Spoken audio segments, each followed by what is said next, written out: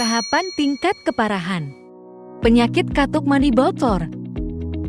Pernahkah Anda mengalami keluar cairan bening baik mani, mazi, atau sperma dari kelamin tanpa ejakulasi? Apakah Anda merasa malu, takut, cemas, dan khawatir? Itulah kondisi yang dialami oleh para pria yang mengalami keluhan katup mani bocor atau spermatorrhea. Assalamualaikum warahmatullahi wabarakatuh. Halo guys, kembali lagi bersama saya Muhammad Akmal di Dokter Santuy, konsultasi santai penyakit hilang seketika. Apakah Anda mengalami keluhan seperti ini? Keluar cairan bening dari kelamin tanpa ejakulasi, baik saat buang air kecil, saat tidur, maupun tidak melakukan apapun. Apakah kamu pernah keluar cairan bening dari kelamin ketika habis BAK atau BAB? Apakah kamu pernah keluar cairan bening ketika kamu tidak melakukan apapun? Kalau iya, berarti kamu terkena katup mani bocor atau spermatorrhea. Pernah nggak sih ngalamin sakit ketika buang air kecil, terus habis itu keluar cairan bening, ngerasakan sensasi terbakar atau perih di kelamin? Itu juga termasuk dari salah satu gejala katup mani bocor. Di sini saya akan menjabarkan atau menjelaskan gejala penyakit katup mani bocor yang termasuk ringan dan yang termasuk parah gitu. Mungkin sebagian orang masih bingung ya, apakah gejala saya ini termasuk ringan atau termasuk parah gitu. Secara logika, kalau ringan kan mudah diobati, proses penyembuhannya pun relatif cepat. Untuk kronis ya sebaliknya seperti itu. Nah, di sini saya ingin mengasih gambaran kepada kalian bagaimana sih penyakit katup mani bocor yang sudah parah atau katup mani bocor yang katakanlah masih kategori ringan gitu. Nah, kalian itu wajib tahu supaya kalian bisa waspada, kalian bisa wanti-wanti, kalian tidak bisa menyepelekan penyakit ini karena penyakit ini itu serius ya. Yang sudah saya katakan di video-video sebelumnya, efek samping dari katup mani bocor atau spermatorrhea itu tidak bisa disepelekan, ya serius gitu loh. Nah, buat rekan-rekan dokter santuy yang ingin tahu, harap simak video ini sampai selesai, jangan di skip ya. Karena video penjelasan ini akan saya jelaskan insya Allah ya detail, dan ini mungkin bisa ada gambaran. Yang pertama adalah gejala ringan. Gejala ringan atau termasuk gejala yang katakanlah awal-awal lah gitu. Jadi gejala ringan ini tuh biasanya ya awal mula terkena katup mani bocor ya. Jadi ciri-cirinya adalah pertama, mudah keluar cairan bening dari kelamin baik dalam kondisi terangsang ataupun tidak, sedang BAK, sedang BAB, atau sedang tidur. Ya intinya mudah keluar tapi tidak disertai dengan rasa sakit. Terus ada rasa khawatir tapi ya tidak berlebihan lah gitu.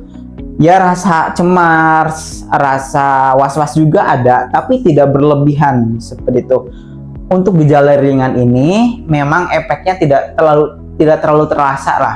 Tidak terlalu ada efeknya bagi kita. Mungkin bagi kita sepele. Makanya tidak sedikit orang yang terkena katup mani bocor itu sampai katakanlah ejakulasi karena dari awal sudah menyepelekan, maksudnya ejakulasi dini ya, karena dari awal sudah menyepelekan penyakit ini gitu. Makanya tidak banyak orang yang katakanlah masih dalam tahap ringan gitu, dalam artian gejalanya ringan langsung pengobatan. Rata-rata kalau sudah parah baru pengobatan. Nah, buat rekan-rekan dokter santuy yang dirasa misalkan nih baru 2 hari atau 1 hari saya mengalami gejala seperti keluar cairan bening, keluar cairan sperma, mani atau wadi, atau cairan pokoknya kental gitu, habis BAK, habis tidur atau mungkin lagi apapun itu, tapi nggak ada rasa sakit, nggak ada keluhan di air kencing, ya normal-normal aja, hanya keluar itu aja,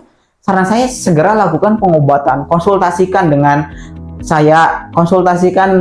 dokter santuy, insya Allah akan langsung adalah solusinya kayak gitu. Mungkin untuk gejala ringan ya sesimpel itu, tapi kalau dibiarkan bisa berbahaya, karena penyakit yang parah itu diawali dari penyakit ringan yang dibiarkan. Lalu untuk gejala yang medium nih, ini belum parah ya, tapi termasuk mau parah. Jadi kalau dilevelkan ya yang tadi itu isi, yang kedua medium. Nah, di gejala ini yang hampir parah atau mungkin medium ini biasanya disertai dengan rasa sakit pada si kelaminnya itu, baik ketika buang air kecil atau mungkin tidak buang air kecil, intinya ada rasa sakit lah.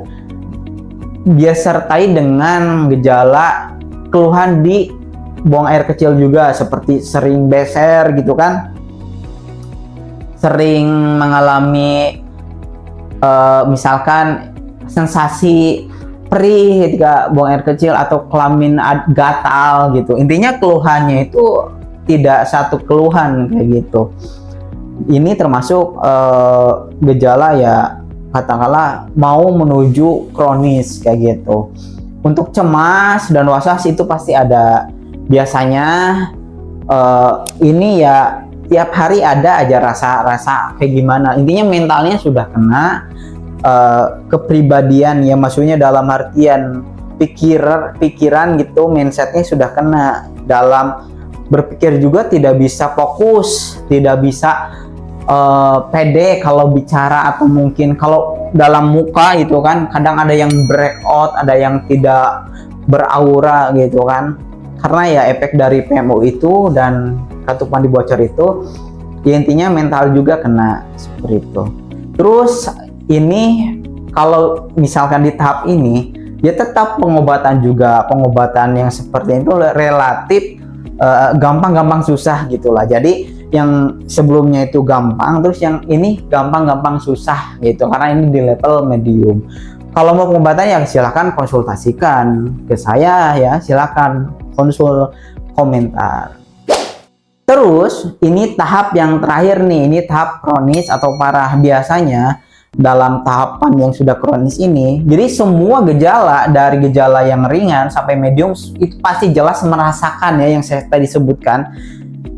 Terus ditambah dengan biasanya ada komplikasi ini, ada komplikasi keluhan timbul seperti ejakulasi dini, lemah syahwat. Bahkan yang lebih parahnya adalah terkena penyakit ya yang bahkan ini hubungannya ke kelamin gitu loh. Ya seperti varikokel gitu atau buah jakar bengkak gitu.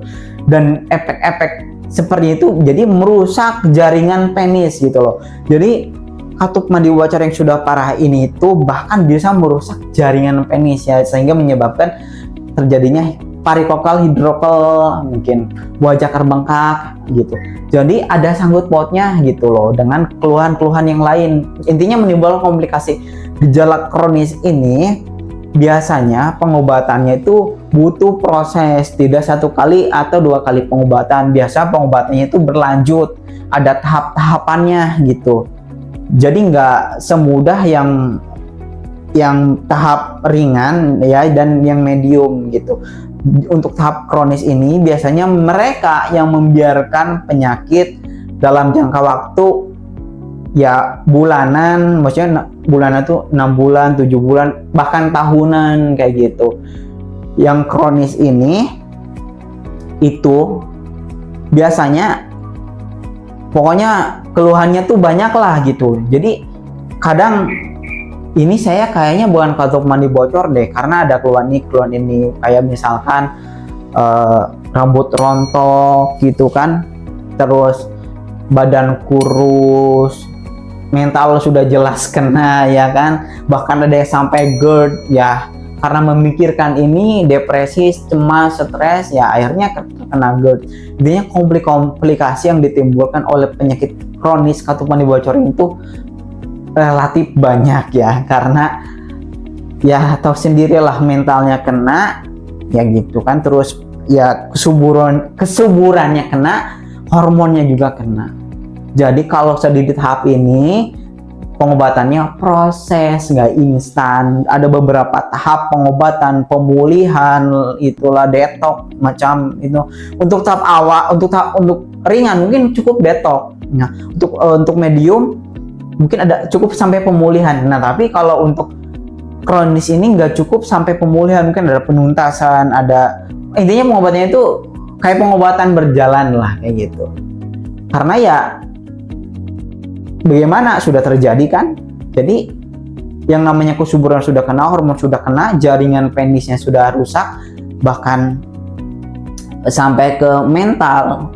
Ya bagaimana kan, karena ulah sendiri gitu loh. Makanya dari awal kita harus wanti-wanti gitu, waspada, supaya kalau kita terkena seperti ini tuh jangan disepelekan kayak gitu. Mungkin bagi kalian nih yang masih merasakan gejala-gejala yang tadi saya sebutkan, baik itu tahap ringan, tahap medium, apalagi kronis, ya saran saya segera melakukan pengobatan gitu, karena penyesalan itu adanya di belakangan.